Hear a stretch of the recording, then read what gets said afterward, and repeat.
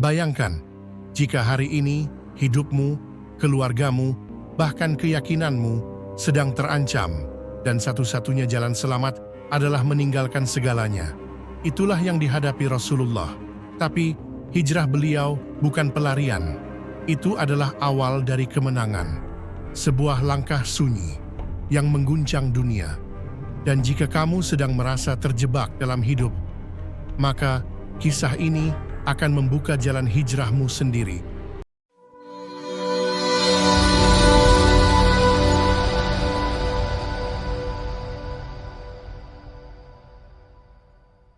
Hijrahnya Nabi Muhammad dari Mekkah ke Madinah bukanlah perjalanan biasa.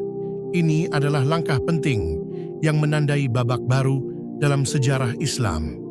Semuanya bermula karena tekanan yang semakin brutal yang dilakukan kaum Quraisy terhadap kaum muslimin Mekkah, penyiksaan, boikot, dan bahkan upaya pembunuhan terhadap Nabi Muhammad.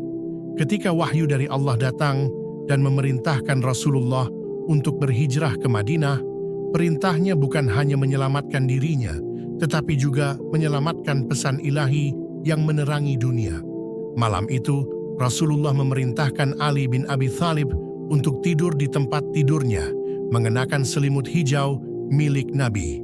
Sementara itu, para pembunuh Quraisy telah mengepung rumah beliau. Mereka tak tahu bahwa sang Nabi telah menyusun rencana dengan rapih. Dengan izin Allah, Rasulullah berhasil keluar rumah tanpa terlihat, membaca ayat dari surah Yasin dan menaburkan pasir ke kepala para pembunuh sebagai isyarat kebutaan mereka terhadap kebenaran. Nabi Muhammad tidak pergi langsung ke Madinah bersama sahabat setianya Abu Bakar As-Siddiq. Sebaliknya, mereka bermigrasi ke selatan dan bersembunyi di Gua Tsur selama 3 hari. Pengorbanan dan cinta sejati ditunjukkan di sana. Asma binti Abu Bakar berjalan jauh di malam yang gelap sambil memikul makanan di pundaknya.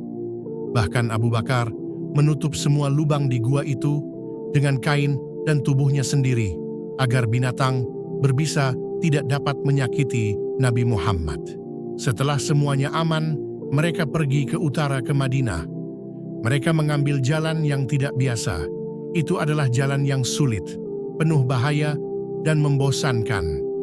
Di tengah padang pasir, pengejar Quraisy mengawasi mereka dan menawarkan hadiah besar kepada siapapun yang dapat menangkap Nabi Muhammad. Suraqah bin Malik adalah salah satunya yang mengejar mereka dengan kudanya yang cepat. Namun, dia terperosok 3 kali hingga akhirnya menyerah dan meminta perlindungan Nabi Muhammad. Dengan tenang, Rasulullah Shallallahu Alaihi Wasallam bertanya kepada Suraqah, "Bagaimana pendapatmu, wahai Suraqah, jika engkau kelak memakai gelang kekaisaran Persia?" Perjalanan terus berlanjut dan setiap langkah adalah bukti ketabahan dan keyakinan. Di tengah panasnya gurun dan kejaran musuh, Rasulullah tetap menyebarkan cahaya kasih dan keimanan. Hingga akhirnya, pada hari Senin, 12 Rabiul Awal, beliau sampai di Quba, dekat Madinah. Di sana, beliau tinggal beberapa hari membangun masjid pertama dalam Islam, Masjid Quba.